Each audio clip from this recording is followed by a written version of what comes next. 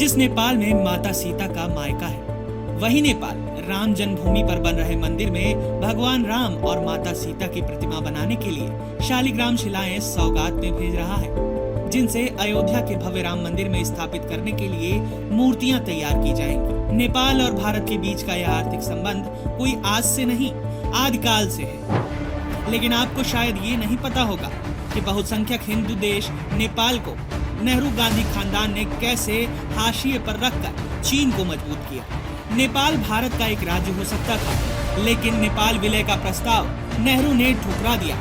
नेहरू की इस ऐतिहासिक गलती की वजह से नेपाल भारत का हिस्सा बनने से रह गया। दिवंगत राष्ट्रपति स्वर्गीय प्रणब मुखर्जी ने अपनी किताब द प्रेसिडेंशियल ईयर्स में लिखा था कि पूर्व प्रधानमंत्री जवाहरलाल नेहरू ने साल 1950 में नेपाल के राजा त्रिभुवन वीर विक्रम का नेपाल को भारत का प्रांत बनाने का ऑफर ठुकरा दिया था। शायद नेहरू उस वक्त नोबेल प्राइज का ख्वाब देखने में देश के रणनीतिक फायदे और सुरक्षा को भूल गए कि इससे चीन नेपाल की चोटियों पर बैठकर हमारी ओर नहीं देख पाए। हिंदी चीनी भाई भाई का नारा देते रहे और चीन ने धीरे धीरे नेपाल पर अपना दबाव बना लिया।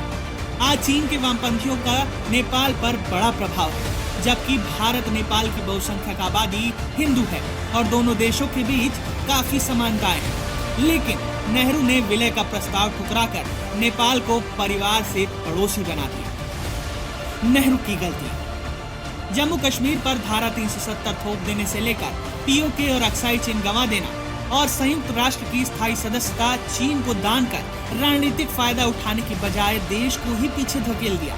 तो वहीं नाती राजीव गांधी ने भी नेपाल के साथ दूरियां बढ़ाने में कोई कसर नहीं छोड़ी। राजीव और सोनिया पशुपतिनाथ मंदिर गए थे, लेकिन सोनिया के हिंदू नहीं होने की वजह से उन्हें प्रवेश नहीं मिला। राजीव ने राजा से मंदिर में सोनिया की एंट्री के लिए सिफारिश की, लेकिन मंदिर की परंपरा को तोड़ना राजा ने भी सही नहीं समझा और मंदिर जाने की इजाजत नहीं दी। अहंकारी राजीव ने इसका बदला लेने के लिए गुप्त ऑपरेशन के जरिए नेपाल में पहले राजशाही खत्म करवाने का पूरा प्रयास किया। आगे चलकर वहां चाइनीज कम्युनिस्टों की सरकार भी बनी, जो आज भी भारत के लिए सिरदर्द बनी हुई है। रॉ के विशेष निदेशक रहे अमरभूषण ने अपनी किताब नेपाल इनसाइड में इसका जिक्र किया था। यही नहीं, नेपाल पर आर्थिक नाकेबंदी भी की थी, ये कहकर कि नेपाल चीन से रक्षा उपकरण क्यों खरीद रहा है।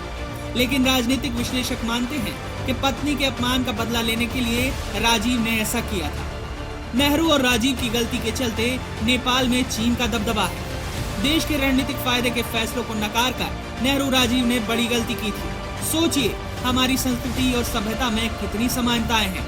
दोनों देशों की बहुसंख्यक आबादी हिंदू है और हिंदू राष्ट्र बनाने की मांग भी उठती रही है। यदि नेपाल भारत का हिस्सा होता तो भारत को भौगोलिक लाभ मिलता, लेकिन नेहरू गांधी खानदान की गलतियों की कीमत आज भी देश भुगत रहा है। जिस नेपाल का राजीव ने अपमान किया था, वही सैकड़ों साल के इंतजार के बाद बन रहे राम मंदिर के लिए शिलाएं भेज रहा है, क्योंकि मोदी सरकार ने नेपालियों का सम्मान लौटाया है।